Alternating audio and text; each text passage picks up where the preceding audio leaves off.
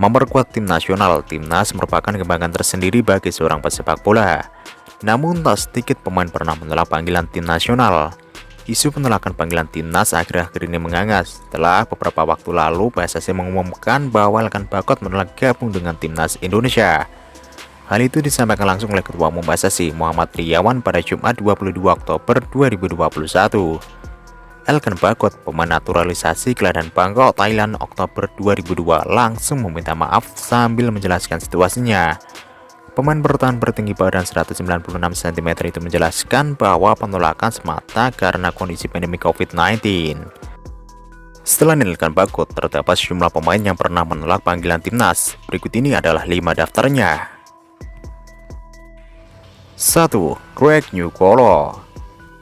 Pada tahun 2011, penyerang kelahiran Nigeria, Craig Nyukolo dinaturalisasi untuk menambah daya gedor tim nasional Indonesia.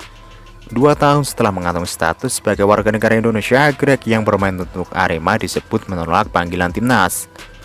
Dalam keterangan kepada wartawan, Craig mengatakan bahwa dirinya tidak dihubungi oleh PSSI dan hanya mengetahui kabar pemanggilan timnas melalui media massa. Saat itu, Craig menegaskan bahwa dia siap membela timnas kapanpun diperlukan. Ia memulai debutnya di tim nasional Indonesia pada Maret 2013 dalam laga kontra Arab Saudi di kualifikasi Piala Dunia 2014. 2. Ahmad Bustami. Nama Ahmad Bustami melejit saat membela tim nasional Indonesia di Piala AFF 2010. Beroperasi di lini tengah, Bustami dianggap sebagai sosok yang berperan penting menjaga keseimbangan tim saat menyerang dan bertahan. Namun Bustami juga pernah menolak panggilan timnas Indonesia di era dualisme kompetisi Liga Indonesia akibat pertikaian antara PSSI dan KPSI.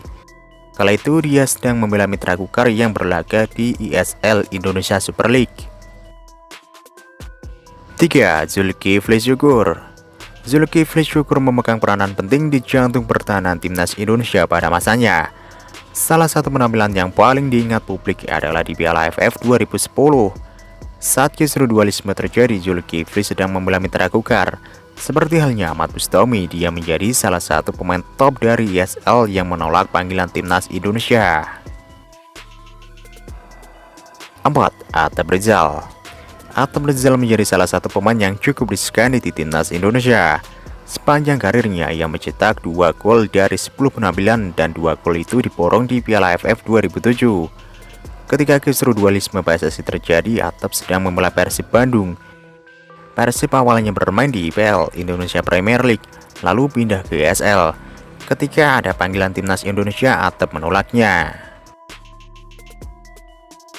5. Buas Salosa.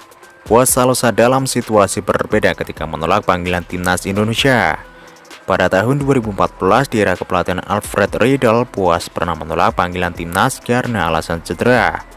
Sebelumnya pada tahun 2008, Buas juga pernah menolak panggilan timnas karena alasan trauma cedera usai patah kaki jelang Piala Asia 2007.